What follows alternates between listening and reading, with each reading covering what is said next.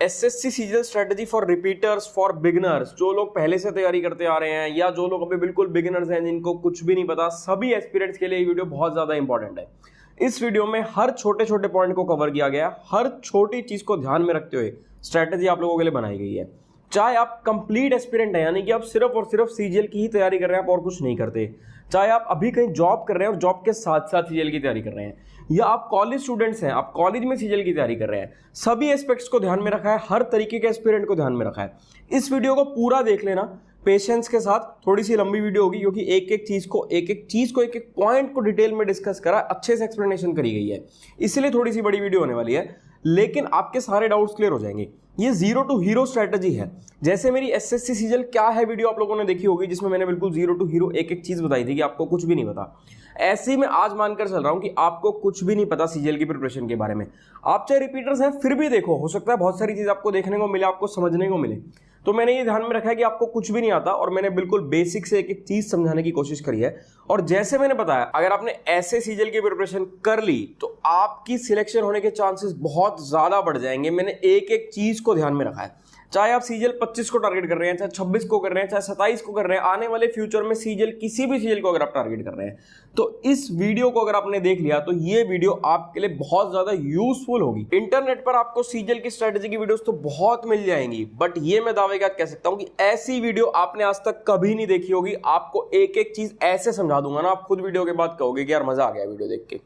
CGL में जितनी भी नौकरियां होती हैं उनके बारे में बहुत ज्यादा नहीं बताऊंगा, मेन स्ट्रेटजी डिस्कस करेंगे, बट एक बेसिक रिव्यू आप लोगों को दे देता हूं। इसमें लेवल 4 से लेकर के लेवल 8 तक की नौकरियां होती हैं, बट मोस्टली जितने भी एस्पिरेंट्स होते हैं उनका जो एम रहता है कि भाई हमें ये बनना है, हमें वो बनना है, मोस्टली लोगों का एम रहता है लेवल 7 की नौकरियां, जिसमें income tax inspector, GST inspector, CBI sub inspector, ASO, इस टाइप की शानदार नौकरियां होती हैं। यानी कि सीजीएल में जितनी भी नौकरियां हैं वो सारी नौकरियां लगभग 40,000 तनख्वाह से लेकर लगभग 90,000 तनख्वाह के बीच वेरी करते हैं। अब आपको उनमें से कौन सी नौकरी मिलेगी ये सब डिपेंड करता है आपके मार्क्स के ऊपर, आपकी रैंक के ऊपर। आपका जो एग्जाम होगा उसमें जितने अच्छे मार्क्स आएंगे उतनी अच्छी रैंक आएगी और आप लोग पोस्ट प्रेफरेंस भरोगे और उस हिसाब से आपको आपकी नौकरी मिलेगी। तैयारी स्टार्ट करने से पहले ना आप लोग अपना एक गोल फिक्स कर लेना, क्योंकि एक पर्टिकुलर गोल होना बहुत ज्यादा जरूरी है। अगर आपका एक टारगेट फिक्स होगा कि मुझे ये बनना है, तो वो आपको मोटिवेशन देगा, आपकी प्रिपरेशन में हेल्प करेगा। और कोई आप अपने लिए मोटिवेशन ढूंढो, आपको जहां से भी मोटिवेशन मिलती है, चाहे आपको अपने पेरेंट्स से मोटिवेशन मिलती है, चाहे आपको सैलरी के बारे में सोच के मोटिवेशन मिलती है, जिस भी चीज से आप लोगों को मोटिवेशन मिलती है, मोटिवेशन ढूंढनी बहुत ज्यादा जरूरी है। और आप जो अपना टारगेट सेट करोगे, बिल्कुल क्लियर टारगेट होना चाहिए। आप जिस भी टेबल चेयर पर बैठकर पढ़ते हो उसके सामने जो भी दीवार होगी, जो कुछ भी होगा सामने, वहां पर आप बड़ा बड़ा लिख लेना कि मुझे ये बनना है, ये मेरा टारगेट है। मतलब जैसे भी आपको मोटिवेशन मिले, ताकि वो आपकी प्रिपरेशन में आपको मोटिवेटेड रखे। और कभी भी आप अगर मतलब ढीले पड़ने लगो, तैयारी में आप डिमोटिवेटेड होने लगो, तो वो देखकर आपको याद आ जाएगी नहीं यार मेरे को ये बनना है। अब हम अपनी strategy, time table, book list, हर चीज डिस्कस करेंगे कि कोचिंग के साथ पढ़ना है या बिना कोचिंग के पढ़ना है। ये भी बहुत ज्यादा इंपॉर्टेंट चीज होती है। बहुत सारे लोगों को डाउट रहता है कि कोचिंग लगाएं या ना लगाएं, और अगर लगाएं तो कहां से लगाएं, और कोचिंग से क्या बेनिफिट होगा, क्या लॉस होगा। एक एक चीज डिस्कस करेंगे, कोशिश करेंगे कि कुछ भी चीज स्किप ना हो जाए। सबसे पहले आप लोगों को एक बेसिक एग्जाम पैटर्न बता देता हूं, क्योंकि बेसिक एग्जाम पैटर्न पता होगा तभी आगे बाकी सारी चीजें बात करने का फायदा है। इसमें टीयर 1 होता है जो कि क्वालिफाइंग इन नेचर होता है। टीयर 1 को जो लोग क्वालिफाई करते हैं, टीयर 1 को प्रीलिम्स भी बोलते हैं, टीयर 1 को जो लोग क्वालिफाई करते हैं वो टीयर 2 यानी कि मेंस एग्जाम देते हैं, जो मेरिट बेस्ड होता है। यानी कि टीयर 2 के मार्क्स पर ही मेरिट बनेगी आपकी। आपके टीयर 2 में जितने अच्छे मार्क्स आएंगे उतनी अच्छी आप लोगों की रैंक आएगी, उतनी अच्छी आप लोगों को नौकरी मिलेगी। टीयर 2 के बाद आप लोगों का फिजिकल, मेडिकल और डॉक्यूमेंट वेरिफिकेशन होता है, जो कि बिल्कुल बेसिक होता है। उसके लिए आप लोगों को घबराने की जरूरत नहीं है। आज की मेन वीडियो है टीयर 1 और टीयर 2 के बारे में। अब टीयर 1 की अगर बात करें, टीयर 1 में 4 सेक्शंस आते हैं, मैथ्स, रीजनिंग, इंग्लिश और जीके। हर सेक्शन से 25-25 सवाल आते हैं और हर सवाल 2-2 नंबर का होता है, यानी कि हर सेक्शन हो गया 50-50 नंबर का।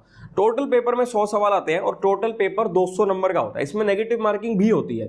अगर आपका कोई सवाल सही हो रहा है तो आपको 2 नंबर मिल रहे हैं, +2 हो रहे हैं। वहीं अगर आपका कोई सवाल गलत हो जाता है तो जो 2 नंबर मिलने थे वो तो मिलेंगे ही नहीं, साथ में 0.5 मार्क्स की नेगेटिव मार्किंग भी हो जाती है। इस चीज को ध्यान में रख लेना। बाकी तुक्के मारने में भी कोई ऐसा नुकसान नहीं है। बहुत सारे लोग ना गेस वर्क नहीं करते, लेकिन गेस वर्क भी करना चाहिए। उसके लिए मैंने ऑलरेडी वीडियोस बना रखी हैं कैसे करना चाहिए। अब ये पूरा पेपर आपका 1 घंटे का होगा, टीयर 1 का जो पेपर होगा।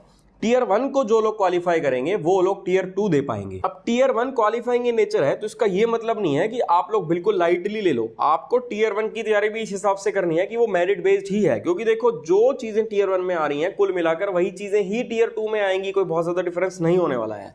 तो आपको अपनी प्रिपरेशन ऐसे करते हुए चलना है कि आप टीयर 1 और टीयर 2 दोनों की तैयारी साथ साथ करते हुए चल रहे हो। ऐसा नहीं करना कि अभी टीयर 1 की तैयारी कर ली, रिजल्ट आने के बाद टीयर 2 की तैयारी करोगे, तब बहुत लिमिटेड सा समय मिलता है, उतने लिमिटेड समय में टीयर 2 की तैयारी नहीं हो पाती है। टीयर 1 का टारगेट आप लोगों को कम से कम 150 प्लस का रखना ही रखना है 200 नंबर में से।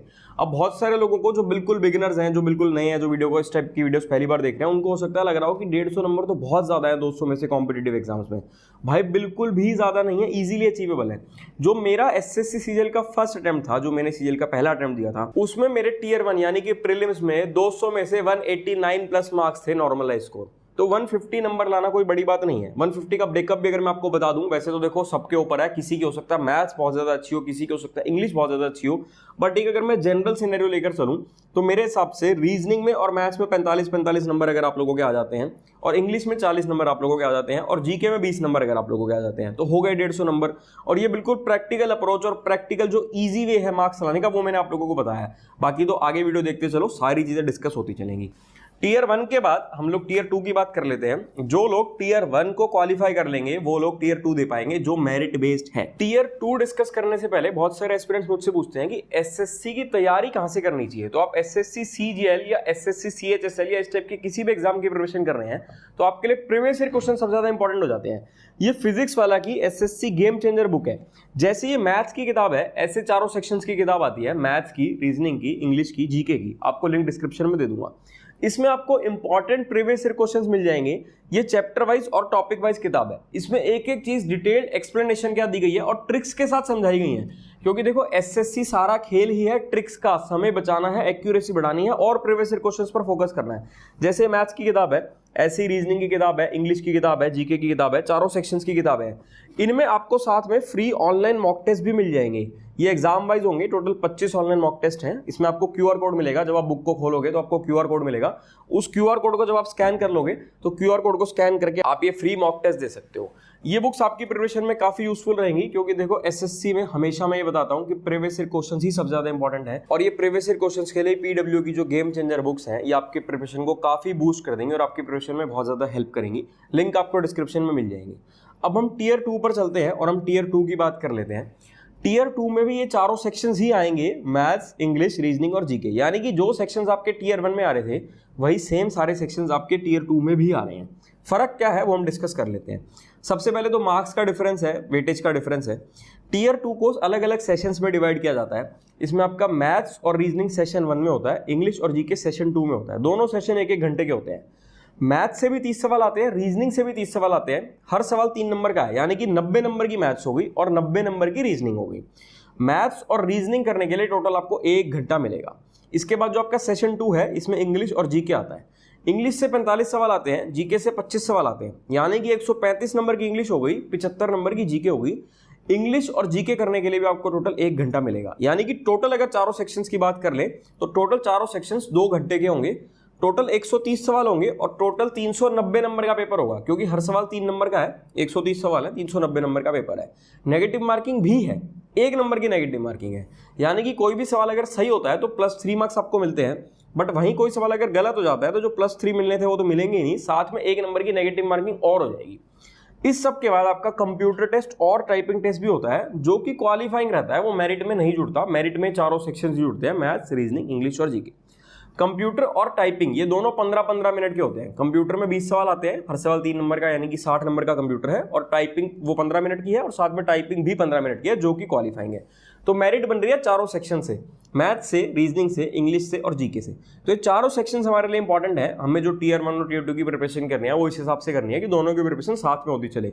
बट इन चारों में भी मोस्ट इंपॉर्टेंट हो जाता है इंग्लिश, क्योंकि इंग्लिश की वेटेज सबसे ज्यादा है। अब अगर टीयर 2 के हम टारगेट की बात करें तो टीयर 2 का जो आपका टारगेट रहना चाहिए वो 340 प्लस मार्क्स का रहना चाहिए। बाकी देखो ये सारी टारगेट और कट ऑफ ये तो हो सकता है वेरी कर जाए, क्योंकि एग्जाम लेवल पर भी डिपेंड करता है। बट अगर एक मैं जनरल सिनेरियो की पिछले कुछ सालों का पैटर्न देखते हुए चलूं, जो पिछले कुछ सालों से पैटर्न चलता आ रहा है, उस पैटर्न की अगर मैं बात करूं तो उसके हिसाब से मेरे हिसाब से 340 मार्क्स अगर आप स्कोर करते हैं तो आपको एक डिसेंट नौकरी मिल सकती है।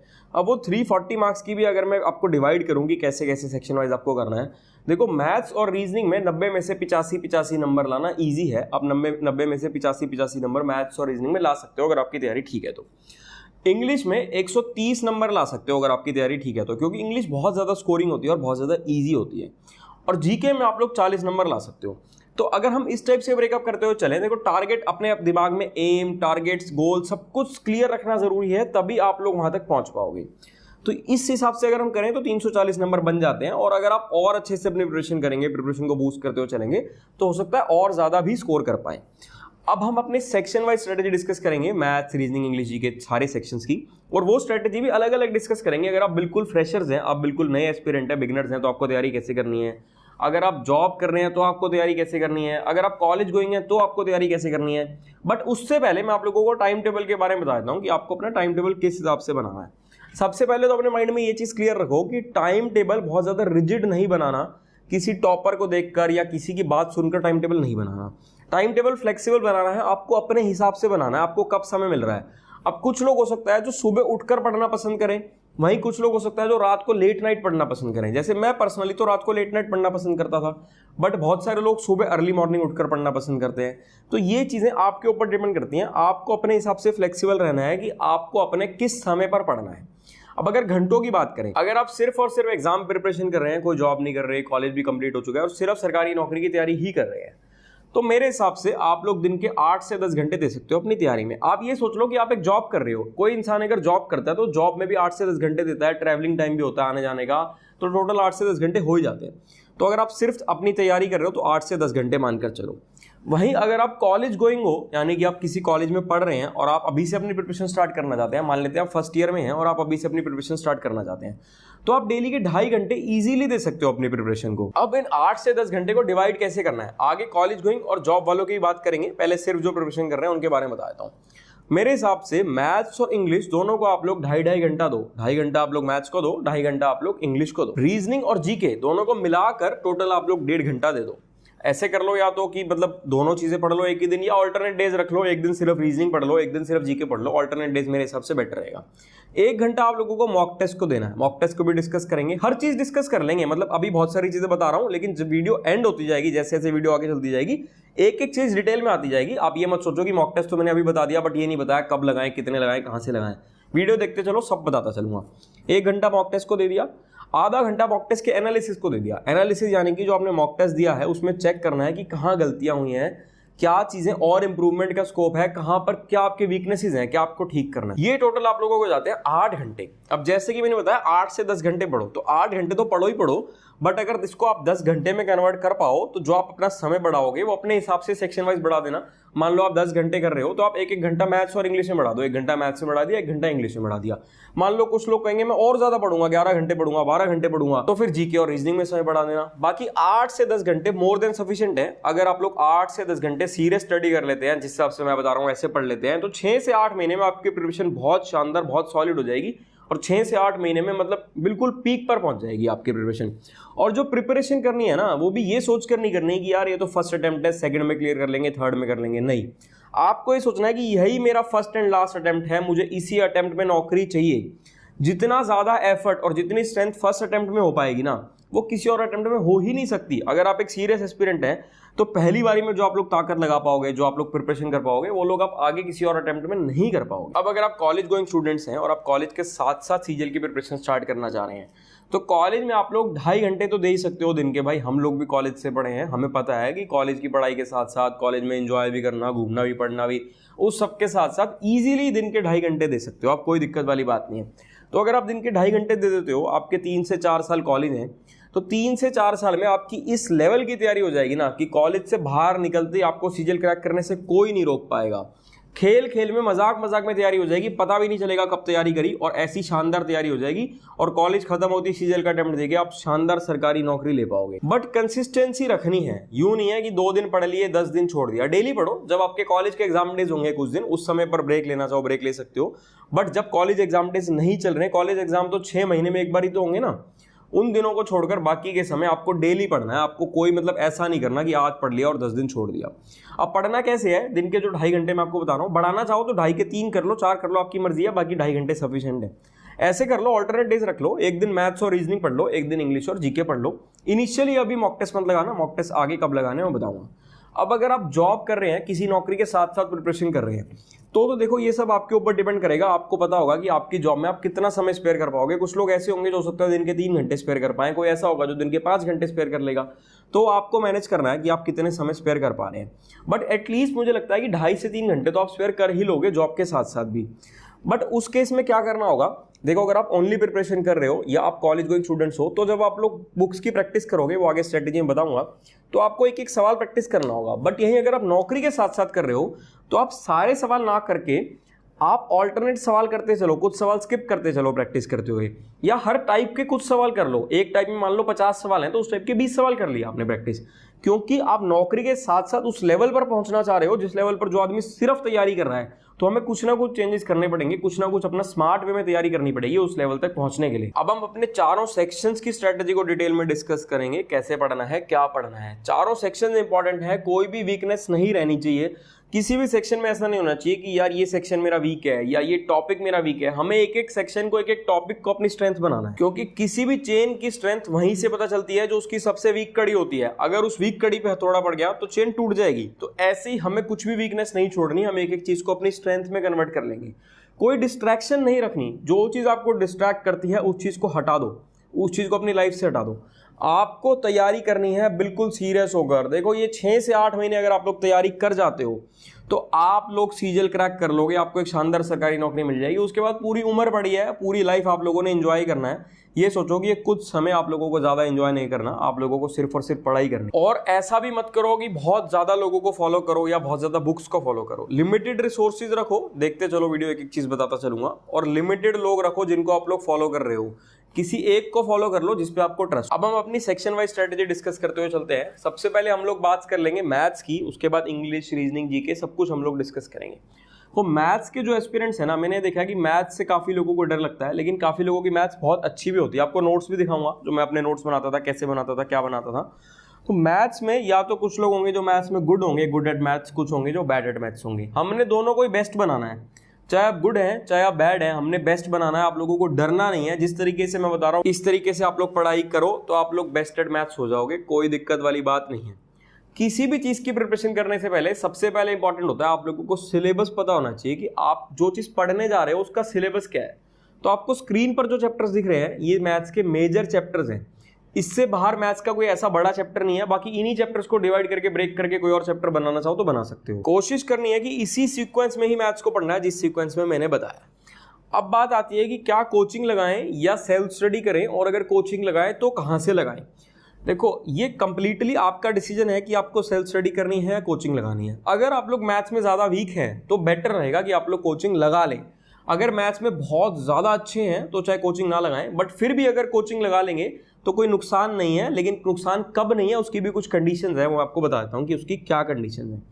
उसकी कंडीशंस ये है कि आपको जहां भी कोचिंग लगानी है, जिस भी टीचर से आप लोगों को पढ़ना है, वो बहुत ज्यादा सोच समझ कर चूज करना है, बहुत वाइजली चूज करना है। 2 दिन लो, 4 दिन लो, 10 दिन लो, 10 दिन लेकर चूज करो किस टीचर से पढ़ना है, क्योंकि वो सब ज्यादा इंपॉर्टेंट हो जाता है। जो एक टीचर है ना, वो आपको किस डायरेक्शन में लेकर जा रहा है, किस तरीके से पढ़ा रहा है, वो आपकी सिलेक्शन में बहुत ज्यादा इंपॉर्टेंट हो जाएगा। अब ऐसा भी नहीं होना चाहिए कि आपको सिर्फ मुश्किल चीजें पढ़ाता रहे, ऐसा भी नहीं होना चाहिए सिर्फ आसान चीजें पढ़ाते रहो और खुश होते रहो, यार हमसे तो सब कुछ हो रहा है सॉल्व। एग्जाम ओरिएंटेड अप्रोच से जो टीचर आपको पढ़ाए वहां से आपको पढ़ना है। अब क्या ऑफलाइन कोचिंग लगाएं या ऑनलाइन कोचिंग लगाएं, ये भी आपका डिसीजन है। बट मेरे हिसाब से आज की डेट को देखते हो, आज के समय को देखते हो, ऑनलाइन कोचिंग बेटर रहेगी। उससे आपका बहुत समय सेव होगा। आपको मतलब जा रहे हो, ट्रैवलिंग टाइम बचेगा, एनर्जी बचेगी, घर पर बैठकर पढ़ रहे हो, किसी भी समय पढ़ सकते हो अपने टाइम के हिसाब से जब आप कंफर्टेबल हो। और ऑनलाइन में ये भी बेनिफिट है, ऑफलाइन में मतलब मान लो मैथ्स की कोचिंग कहीं लगा ली, इंग्लिश की कहीं दूर लगा ली, या आपने एक ही इंस्टीट्यूट में लगा ली, तो वहाँ टीचर्स कैसे हैं, किस टाइप से हैं। अब ऑनलाइन में क्या है, आप मैथ्स की अलग जगह लगा सकते हो, इंग्लिश की अलग जगह लगा सकते हो, ऐसे अलग अलग सेक्शन की अलग अलग जगह कोचिंग लगा सकते हो जो आपको बेस्ट टीचर लगे वहां पर। तो सिलेबस आप लोगों को बता दिया, कोचिंग बता दिया, कोचिंग की जो कंडीशंस है वो कंडीशंस बता दी। इन कंडीशंस को ध्यान में रखते हो अगर आप लोग कोचिंग लगाओगे तो कोचिंग आपको फायदा देगी। बाकी देखो एक चीज आपको बता देता हूं, ये कोचिंग ना अल्टीमेटली जो आपकी सिलेक्शन करवाएगी वो सेल्फ स्टडी ही करवाएगी। कोचिंग आप लोगों को रास्ता दिखाएगी, आप लोगों को ट्रिक्स सिखाएगी, आप लोगों को कंसिस्टेंट बनाएगी, आपकी कंसिस्टेंसी बनी रहेगी। बट जो मेन आप लोगों के लिए इंपॉर्टेंट है ना सिलेक्शन के लिए, वो आपकी सेल्फ स्टडी ही है। अब स्टेप्स देख लेते हैं। सबसे पहले स्टेप आपको सिलेबस बता दिया, वो आपका फर्स्ट स्टेप था। सेकंड स्टेप आपको बता दिया कि कोचिंग से पढ़ना है या सेल्फ स्टडी करनी है या यूट्यूब से पढ़ना है। यूट्यूब पर भी बहुत सारे रिसोर्सेज हैं, फ्री में अवेलेबल हैं, बट दिक्कत कहाँ आती है? दिक्कत आती है अच्छे रिसोर्सेज ढूंढने में। उसके लिए अगर एक डिटेल्ड वीडियो चाहिए हो तो कमेंट कर देना, उसके लिए एक अलग सेपरेट वीडियो बना दूंगा हर सेक्शन के लिए, बेस्ट यूट्यूब पर जो रिसोर्सेज अवेलेबल हैं। इसके बाद बात आ जाएगी नोट्स की। आपने कोई एक पर्टिकुलर चैप्टर, जैसे फर्स्ट चैप्टर परसेंटेज है, आपने फर्स्ट परसेंटेज चैप्टर कोचिंग से या जहां से पढ़ना है वहां से पढ़ लिया। उसके बाद परसेंटेज चैप्टर के आप लोगों को नोट्स बना लेने हैं। अब नोट्स कैसे बनाएंगे? देखो, जैसे मेरे मैथ्स का रजिस्टर है, ऐसे मेरे सारे सेक्शंस के रजिस्टर है, आपको सब कुछ बताऊंगा। ये पतले पतले रजिस्टर हैं, इसलिए बहुत सारे अलग अलग रजिस्टर बन गए मेरे। तो एक मोटा रजिस्टर कैरी करने से अच्छा मुझे बेटर लगता था कि ऐसे छोटे छोटे कई रजिस्टर्स बना लूँ। आपको जैसे परसेंटेज है, परसेंटेज की एवरी टाइप का मिनिमम एक एक सवाल जरूर नोट डाउन करना है अपने नोट्स के रजिस्टर में। फॉर एग्जांपल मान लेते हैं परसेंटेज चैप्टर में 20 अलग अलग टाइप हैं, तो हर टाइप का एक एक सवाल आपने नोट कर लिया। उसके बाद 10 से 15 शीट छोड़ देनी है हर चैप्टर की, सेकंड चैप्टर स्टार्ट करने से पहले। यानी कि जो नेक्स्ट चैप्टर स्टार्ट करेंगे उस चैप्टर में और फर्स्ट चैप्टर के बाद 10 से 15 शीट छोड़ेंगे। क्यों छोड़ेंगे अभी आप लोगों को बता दूंगा। नोट्स बनाने के बाद प्रैक्टिस पर आना है। फिर रिपीट कर देता हूं एक बार ताकि कहीं को गलती ना लगे। सबसे पहले सिलेबस पता करो, फिर कोचिंग से, यूट्यूब से, जहां से पढ़ रहे हो वहां से पढ़ो एक पर्टिकुलर चैप्टर। एक एक चैप्टर करके पढ़ना है, 4-4 चैप्टर इकट्ठे नहीं पढ़ने हैं। उसके ट्रिक्स सीखो, ट्रिक्स समझो, उसके बाद नोट्स बनाओ, उसके बाद प्रैक्टिस पर जाओ। प्रैक्टिस कहां से करनी है? प्रैक्टिस करनी है maximum to maximum previous year questions की। प्रीवियस ईयर क्वेश्चंस आपकी एसएससी में सिलेक्शन करवाने में सबसे ज्यादा इंपॉर्टेंट हो जाते हैं, तो आपको प्रीवियस ईयर क्वेश्चंस की ही सबसे ज्यादा प्रैक्टिस करते हुए चलनी है। प्रैक्टिस करते हुए अपने साथ अलग अलग कलर्स के पेन रखो। देखो, जब आप प्रैक्टिस कर रहे हो ना, एक ही किताब को बार बार पढ़ना है। 10 किताब मत ले लो, 1 या 2 किताब ही लो। उन 1 या 2 किताबों को ही बार बार पढ़ते हुए चलो। मान लेते हैं 3 अलग अलग कलर के पेन ले लिए, ब्लू ले लिया, रेड ले लिया, ग्रीन ले लिया। पहली बार जब तैयारी करने बैठे, जैसे मतलब आपने कोचिंग से पढ़ लिया, उसके बाद नोट्स बना लिए, तो काफी सारे कॉन्सेप्ट्स आपके क्लियर हो चुके होंगे। तो मुझे लगता है 70 से 80% सवाल तो आपसे इजीली हो जाएंगे, तो उनको तो आपको कुछ भी नहीं करना। उसके बाद जो ऐसे सवाल हैं जिनमें थोड़ी सी दिक्कत आई, उन पे किसी एक पर्टिकुलर कलर से, मान लेते हैं ब्लू कलर के पेन से स्टार बना दिया। अब सेकंड टाइम जब हम किताब को पढ़ रहे होंगे, मतलब जो जॉब गोइंग है, हो सकता है वो 2 बार किताब ना भी पढ़ पाए, बट जो लोग ओनली प्रिपरेशन कर रहे हैं, कॉलेज गोइंग है, वो तो 2 बार, 3 बार, 4 बार तक भी किताब को पढ़ पाएंगे, इतना समय होता है। सेकंड टाइम जब किताब को पढ़ रहे होंगे, तब जो सवाल ऐसे हैं जिन पे ऑलरेडी ब्लू कलर से पेन लगा हुआ है और अभी भी उन सवालों को करने में कहीं ना कहीं दिक्कत आ रही है, तो उन पे रेड कलर के पेन से भी स्टार बना लो आप। अब ऐसे ही जब आप थर्ड टाइम किताब को कर रहे होंगे, तब फिर कुछ ऐसे सवाल आएंगे जिन पे ब्लू और रेड कलर से स्टार लगा होगा और अभी भी दिक्कत आ रही है, तो उससे ग्रीन कलर के पेन से भी स्टार बना लो। तो हर चैप्टर में लगभग 15 से 20 ऐसे सवाल हो सकता है हो जाएं जो अभी भी 3 बार किताब करने के बाद भी जिन पे 3 अलग अलग कलर के पेन से स्टार बन गया। तो ये सवाल आपकी प्रिपरेशन में बहुत ज्यादा इंपॉर्टेंट हो जाएंगे, आपके प्रिपरेशन में बहुत ज्यादा जरूरी हो जाएंगे, क्योंकि इतनी 3 बार पढ़ने के बाद भी अभी तक आपको इन सवालों में भी दिक्कत आ रही है। तो ये आपकी रिविजन में काम आएंगी ये सारी चीजें। इसके साथ साथ जो हमने नोट्स का रजिस्टर बनाया है, ये आपके रिविजन में बहुत ज्यादा काम आएगा। जब आप लोग रिवीजन कर रहे होगे तो ये नोट्स का रजिस्टर आपका बेस्ट फ्रेंड होगा। रिवीजन के लिए एक अलग से रजिस्टर भी मैं आप लोगों को बताऊंगा, अभी दिखा देता हूं कि आपको वो रजिस्टर कैसे बनाना है। अब जो 10 से 15 शीट छुड़वाई थी हर चैप्टर के एंड में, वो किस लिए छुड़वाई थी? वो छुड़वाई थी जब आप लोग मॉक टेस्ट लगाओगे, या मान लो आप फ्रेंड्स के साथ डिस्कस कर रहे हो, कहीं कुछ ऐसा डिफरेंट टाइप का सवाल मिल गया, कुछ ऐसी डिफरेंट चीज मिल गई जो अभी तक आपने नहीं देखी, अभी तक आपने नोट्स के रजिस्टर में नोट डाउन नहीं करे। उन सारे सवालों को नोट डाउन करने के लिए वो 10 से 15 शीट छुड़वाई है हर चैप्टर के एंड में। और दिखते हैं सवाल, आप कितनी प्रिपरेशन कर लो, जब आप मॉक टेस्ट लगाओगे तो कुछ ना कुछ कहीं ना कहीं ऐसी टाइप या ऐसा सवाल दिखने को मिल जाता है जो अभी तक आपने नहीं देखा। लेकिन जब आप 6 से 8 महीने की इतनी बढ़िया तैयारी करोगे और वो सारे सवाल अपने नोट्स के रजिस्टर में नोट डाउन करते चलोगे, फिर इसको रिवाइज करोगे, तब पेपर में कोई ऐसा डिफरेंट सवाल मिल जाए, उसके चांसेस, उसकी प्रोबेबिलिटी बहुत ज्यादा कम हो जाती है। तो जो मैं आपको प्रिपरेशन स्ट्रेटेजी बता रहा हूँ वो इस तरीके से बता रहा हूँ कि अगर आज की डेट में मुझे तैयारी करनी हो तो मैं कैसे करूंगा। जो मेरे पुराने एक्सपीरियंस हैं, जो मैंने तैयारी करी है, उन सबको यूज किया। आप लोगों के जो डाउट्स थे उनको कंसीडर किया, उन सबको कंसीडर करके ही प्रिपरेशन स्ट्रेटजी मैंने आप लोगों के लिए बताई है। बहुत मेहनत करी है इस वीडियो के लिए, तो वीडियो अच्छी लगे तो भाई शेयर जरूर करना सभी लोगों के साथ। अब आप लोगों को ना कैलकुलेशन भी इंप्रूव करनी है, तो मैथ्स के लिए कैलकुलेशन की प्रैक्टिस भी करनी है। अब जो मैंने रिवीजन का बताया आपको, रिवीजन के लिए एक तो जो ये नोट्स के रजिस्टर बनते हो जा रहे हैं, जितने भी रजिस्टर बनेंगे ये तो इंपॉर्टेंट है ही है। इसके साथ साथ एक रिवीजन का अलग से रजिस्टर बना लेना है। देखो जैसे ये है मैथ्स की रिवीजन का रजिस्टर, इस रजिस्टर में हर चैप्टर के जितने भी इंपॉर्टेंट फॉर्मूलाज हैं, जितनी भी इंपॉर्टेंट चीजें हैं, उन सबको नोट डाउन करते हुए चलना। और एग्जाम से पहले अपनी प्रिपरेशन के अंदर जब आपकी प्रिपरेशन हो रही है, प्रिपरेशन के अंदर कम से कम 15 बार इस रजिस्टर को रिवाइज करना है। 15 बार अगर आप सारे इंपॉर्टेंट फॉर्मूलेज को, ये रजिस्टर भी बहुत मोटा है, इतना ये पूरा रजिस्टर भरेगा नहीं आपका सारे चैप्टर्स में, कि भाई अगर आप इंपॉर्टेंट फॉर्मूला, इंपॉर्टेंट ट्रिक्स लिख लोगे ना तो भरेगा नहीं। इंपॉर्टेंट फॉर्मूला और ट्रिक्स मान लो अगर आपने 15 बार रिवाइज कर लिए तो क्या पेपर में गलती का स्कोप रहेगा? बहुत कम चांसेस हो जाएंगे पेपर में गलती के स्कोप के।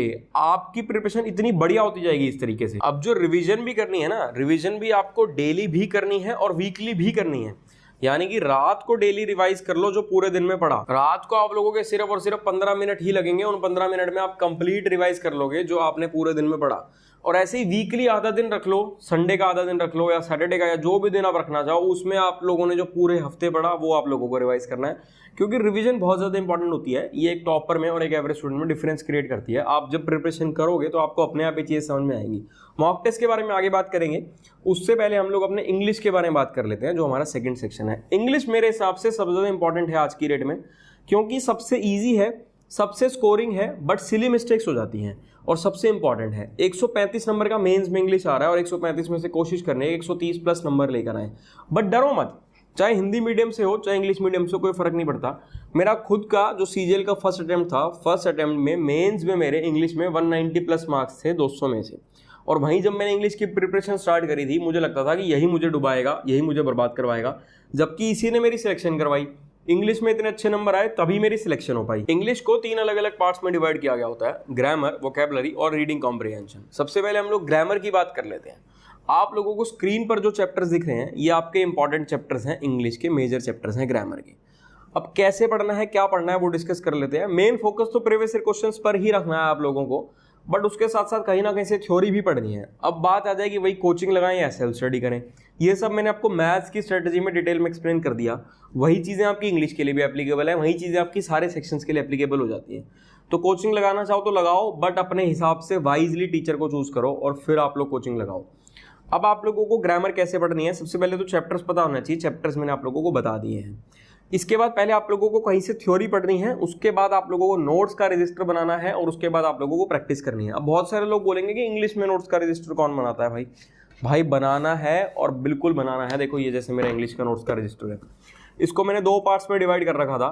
इस साइड से भी स्टार्ट किया हुआ था लिखना, इस साइड से भी स्टार्ट किया हुआ था लिखना। एक साइड में ग्रामर के थ्योरी, ग्रामर के ट्रिक्स, ग्रामर के रूल्स लिखा करता था, दूसरी साइड में वोकैबुलरी के वर्ड्स नोट डाउन किया करता था। अभी बताऊंगा आपको सारी चीजें डिटेल में।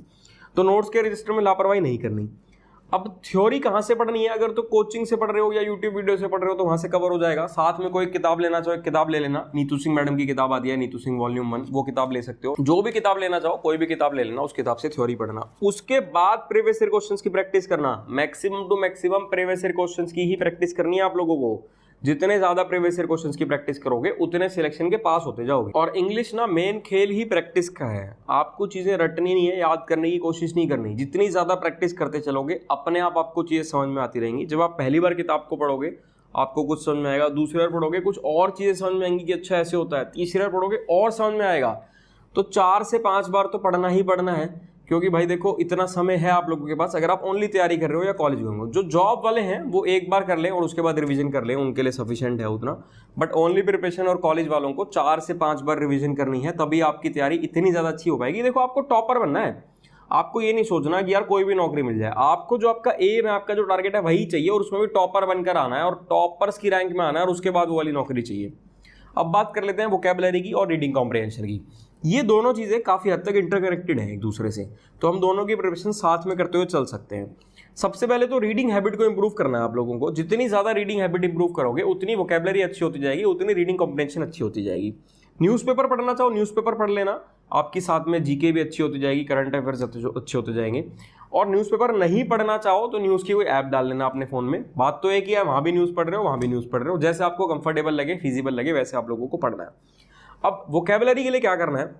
वोकैबुलरी के लिए ना रटना नहीं है कुछ भी, आपको हर चीज को समझना है। कोशिश करो डेली लाइफ से रिलेट करने की अपने वर्ड्स को, और डेली लाइफ से रिलेट करके अपनी प्रिपरेशन स्टार्ट करो, या रूट वर्ड से पढ़ो, जैसे भी आपको कंफर्टेबल लगता हो। तो डेली लाइफ से पढ़ने के लिए आप लोग हमारी ये वाली वीडियोस देख सकते हो। ईशा मैम ने आपको वोकैब पढ़ाई हुई है। इन वीडियोस से अगर आप वोकैब पढ़ लोगे ना तो आप कभी लाइफ में भूलोगे नहीं, और आपको समझ में आ जाएगा कि और वोकैबुलरी भी कैसे पढ़नी है। तो जैसे मैंने बताया, नोट्स के रजिस्टर में नोट डाउन करो, एक साइड से ग्रामर, एक साइड से वोकैबुलरी नोट डाउन करते हो चलो, वोकैबुलरी के वर्ड्स। साथ में कोई एक किताब ले लो वोकैबुलरी के लिए, कोई भी एक अच्छी बढ़िया शानदार सी किताब ले लो जिससे आप लोग वोकैबुलरी पढ़ो। बहुत ज्यादा किताबें नहीं रखनी, हर चीज की एक एक दो किताबें ही रखनी है, क्योंकि लिमिटेड रिसोर्सेज से ही पढ़ना है। साथ में मॉक टेस्ट में या रीडिंग करते हुए जब कोई नया वर्ड देखने को मिलता है, उस वर्ड को नोट डाउन करो, उस वर्ड का मीनिंग सर्च करो, उसको डेली लाइफ से रिलेट करो। यानी कि अपनी लाइफ में इधर उधर कभी भी कहीं भी कोई भी नया वर्ड देखने को मिले, उसका मतलब समझने की कोशिश करो, मतलब को समझो, और बार बार इन वर्ड्स को अपनी उस एक किताब को जहां से वो कैप पढ़ रहे हो और अपने नोट्स के रजिस्टर को जिसमें वो कैप के वर्ड्स नोट डाउन करो, उनको बार बार रीड करते रहो, रटो मत, अपने माइंड में चीजें सेट हो जाएंगी। जब मॉक टेस्ट भी लगाओगे, वहां पर भी जब कोई नया वर्ड देखने को मिले या जो एक सवाल है एक उसका जवाब है और जो बाकी के 3 ऑप्शन हैं जो गलत हैं उनका मीनिंग सर्च करो। यानी कि आपका टारगेट रहना चाहिए, आपका एम ये रहना चाहिए कि आपको ज्यादा से ज्यादा वर्ड्स का मतलब समझना है, नोट डाउन करना है और रीडिंग करनी है। इससे आपकी वोकैबुलरी इंप्रूव होती जाएगी। और रीडिंग से तो इंप्रूव होगी, साथ में प्रैक्टिस करनी है। प्रीवियस ईयर क्वेश्चन की किताब से reading comprehension, jumble PQRS, cloze test, इन सब चीजों की प्रैक्टिस करो, साथ में मॉक टेस्ट तो है ही। यानी कि मोर दी प्रैक्टिस मोर आप परफेक्ट होते जाओगे। जितनी ज्यादा प्रैक्टिस करते जाओगे उतना आपके सिलेक्शन के चांसेस बढ़ते जाएंगे। अब नेक्स्ट रीजनिंग की बात कर लेते हैं। देखो, रीजनिंग की स्ट्रैटेजी एग्जैक्टली वही की वही होनी चाहिए जो मैथ्स की स्ट्रैटेजी थी। जिस तरीके से मैंने आपको मैथ्स की प्रिपरेशन बताई है, बिल्कुल उसी तरीके से आप लोगों को रीजनिंग की प्रिपरेशन करनी है। रीजनिंग के जो मेजर चैप्टर्स हैं, जो मेजर इंपॉर्टेंट चैप्टर्स हैं, वो सारे चैप्टर्स आप लोगों को स्क्रीन पर दिख रहे होंगे। इसमें सीक्वेंस आगे पीछे करना हो तो कर लेना, आपकी मर्जी है। मतलब रीजनिंग में कोई ऐसा सीक्वेंस की दिक्कत नहीं है। लेकिन रीजनिंग में दिक्कत क्या है? रीजनिंग में दिक्कत यह है कि सिली मिस्टेक सबसे ज्यादा हो जाती हैं। हमें लग रहा होगा कि हम सही कर रहे हैं बट हम गलत कर रहे होते हैं। उस चीज को ध्यान में रखना है, क्योंकि सबसे ज्यादा स्कोरिंग है रीजनिंग में 100% मार्क्स स्कोर करना भी बहुत इजी है, क्योंकि रीजनिंग बिल्कुल मतलब जो चीजें आपने पूरी लाइफ में अब तक देखी हैं वही सब चीजें हैं, उनको अप्लाई करना है बस। तो जिस तरीके से मैथ्स के बारे में बताया उसी तरीके से आप लोग रीजनिंग की तैयारी करते हो चलो, और फोकस सारा प्रीवियस ईयर क्वेश्चंस पर ही रहना चाहिए आपका। अब जीके की बात कर लेते हैं।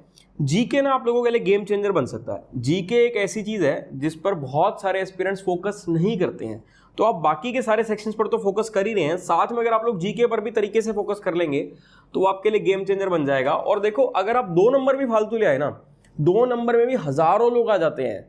2 नंबर 4 नंबर फालतू लाने से रैंक में इतना ज्यादा डिफरेंस क्रिएट हो जाता है कि हो सकता है कि जिसके 2 नंबर कम और ज्यादा है उनमें से एक कोई इंस्पेक्टर बन रहा हो अपनी होम स्टेट में और एक कोई इंस्पेक्टर बन रहा हो घर से हजारों किलोमीटर दूर, या कोई ऐसा भी हो कि मतलब लेवल ही चेंज हो जाए कि लेवल 7 से लेवल 6 की नौकरी पर आप लोग आ गए। तो भाई 2 नंबर की कीमत बहुत ज्यादा होती है, आप लोगों को समझना पड़ेगा। आप ये मत सोचो कि 2 नंबर ही तो है, क्या फर्क पड़ रहा है। तो 2 नंबर भी अगर ज्यादा आ गए तो भी बहुत है, बट 2 नहीं, अगर आप तरीके से तैयारी करोगे तो आप बहुत ज्यादा नंबर ला पाओगे। और जीके पर तरीके से फोकस करो और इसको अपनी गेम चेंजर बनाओ। इसको अगर आपकी वीकनेस है तो इसको अपनी स्ट्रेंथ में कन्वर्ट करो। जीके में देखो 75 में से 40 नंबर मैंने बताए थे आपको वीडियो की स्टार्टिंग में जब मैंने आपको ब्रेकअप बताया था, बट कोशिश करो और ज्यादा, जितने ज्यादा नंबर ला पाओ उतना अच्छा करो। और इसको स्मार्ट में पढ़ो, गधों की तरह मत पढ़ो, क्योंकि कहीं ना कहीं लक बेस्ड भी है ये। तो पूरा दिन इसको नहीं पढ़ते रहना, इसको स्मार्ट वे में पढ़ना है, थोड़ा सा लक पर भी छोड़ देना है। स्मार्ट वे में कैसे पढ़ना है? एक तो कोई एमसीक्यू की किताब ले लो जिसमें प्रीवियस ईयर क्वेश्चन होते हैं एमसीक्यू। एक 1 लाइनर किताब ले लो जिसमें आपको एक एक लाइन में चीजें समझाई गई होती है, और साथ में करंट अफेयर्स। इन 3 चीजों पर अगर आप लोगों ने तरीके से फोकस कर लिया तो आप रीजनिंग में अच्छा स्कोर कर पाओगे। बस किताबों को 4 से 5 बार रीड करना है। इतना समय है कि प्रिपरेशन से पहले किताब को 4 से 5 बार आप लोग रीड कर पाओ। रटने की कोशिश नहीं करनी है, ये सब समझने की कोशिश करनी है और रीड करने की कोशिश करनी है। जितनी बार रीड करते जाओगे उतना माइंड में आपके सेट होता जाएगा। अब रिवीजन के बारे में आप लोगों को बता देता हूं। अब मैं आपको मॉक टेस्ट के बारे में बता देता हूँ। मॉक टेस्ट सबसे ज्यादा इंपॉर्टेंट है एक सरकारी नौकरी लेने के लिए। अगर आप सरकारी नौकरी के एस्पिरेंट हैं तो मॉक टेस्ट बहुत ज्यादा इंपॉर्टेंट हो जाते हैं। अभी इनिशियली अगर आप अपनी तैयारी के इनिशियल स्टेजेस में हैं तो आप लोग हफ्ते का एक मॉक टेस्ट लगा लो। जब आपकी तैयारी 50% हो जाए, आपको लगे कि मेरी तैयारी 50% हो चुकी है, तो आप डेली का एक मॉक टेस्ट लगाना स्टार्ट कर देना। जो मैंने टाइम टेबल बताया था उस टाइम टेबल में डेली का एक मॉक टेस्ट रखा था। तो अगर अभी इनिशियल डेज में आप डेली का एक मॉक टेस्ट नहीं लगा रहे हो तो वो जो आपका 1.5 घंटा बचता है उस 1.5 घंटे को बाकी के सेक्शंस में बढ़ा लो समय। मैथ्स, रीजनिंग, इंग्लिश, जीके, इनकी प्रिपरेशन का समय बढ़ा लो, क्योंकि मॉक टेस्ट अभी आप हफ्ते का एक ही लगा रहे हो। जब 50% तैयारी के बाद डेली का एक मॉक टेस्ट लगाने लगो तो उस हिसाब से अपना टाइम टेबल सेट कर लेना। मॉक टेस्ट कोशिश करो 2 अलग अलग कंपनीज का रखो, किसी एक कंपनी पर आप डिपेंडेंट मत रहो। 2 अलग अलग कंपनीज का रखोगे तो बेटर रहेगा आपके लिए, क्योंकि आपको वैरायटी ऑफ क्वेश्चंस देखने को मिलेंगे। और मॉक टेस्ट का एनालिसिस जरूर करना है, जैसे कि मैंने पहले ही बताया कि एनालिसिस से अपनी स्ट्रेंथ का पता करना है, अपनी वीकनेस का पता करना है। जो वीकनेस है उसको स्ट्रेंथ में कन्वर्ट करना है। अब कुछ बेसिक चीजें हैं जिनको ध्यान में रखना है चाहे आप किसी भी सरकारी नौकरी की तैयारी कर रहे हो, खासकर एसएससी के लिए। आपको कंसिस्टेंट रहना है, आपको डेली पढ़ाई करनी है। आपको यूं नहीं करना एक दिन पढ़ लिया 10 दिन छोड़ दिया। किसी दिन बहुत ज्यादा इमरजेंसी होगी, कोशिश करो उस दिन भी 10 मिनट, 15 मिनट, आधा घंटा पढ़ लो, ताकि गैप ना आ जाए। पेशेंस रखनी है, जितनी ज़्यादा पेशेंस रखोगे उतना बेटर रहेगा। परेशान नहीं हो जाना, क्योंकि देखो टाइम टेकिंग प्रोसीजर है, समय लगता है, इसमें समय लेने वाली चीज़ है ये, तो पेशेंस मांगती है ये चीज़। रिसोर्सेज को लिमिटेड रखना है, किताबें लिमिटेड रखनी है, सेल्फ कॉन्फिडेंस होना चाहिए, भीड़ को देख के डरना नहीं है। देखो 30-35 लाख लोग फॉर्म भरते होंगे, बट जो एक्चुअल सीरियस एस्पिरेंट्स हैं वो हार्डली 1 लाख एस्पिरेंट्स ही होते हैं जो सीरियस होते हैं। तो आप मोटिवेटेड रहो, एक मोटिवेशन, जैसे मैंने बताया कि कोई एक मोटिवेशन ढूंढो, चाहे पेरेंट्स में मिले, सैलरी मिले, जहां भी मिले, एक एम, एक टारगेट सेट करो, सामने लिखो, ताकि आपको देखकर मोटिवेशन मिलती रहे, और सेल्फ कॉन्फिडेंस रखो। खुद से कभी झूठ नहीं बोलना। देखो इंसान किसी से भी झूठ बोल ले, लेकिन जिस दिन इंसान खुद से झूठ बोलने लग गया ना, उस दिन से उसका डिक्लाइन स्टार्ट हो जाता है। तो आपको खुद को पता होना चाहिए कि आप कितने पानी में हो, आप कितना अच्छी प्रिपरेशन कर रहे हो या कितनी खराब प्रिपरेशन कर रहे हो। वीकनेस इसको स्ट्रेंथ में कन्वर्ट करो। ये चीज मैं बार बार इसलिए बोल रहा हूं क्योंकि ये बहुत ज्यादा इंपॉर्टेंट है। जितने भी वीक पॉइंट्स हैं, जो आपकी वीकनेसेस हैं, उसको आपको स्ट्रेंथ में कन्वर्ट करना है।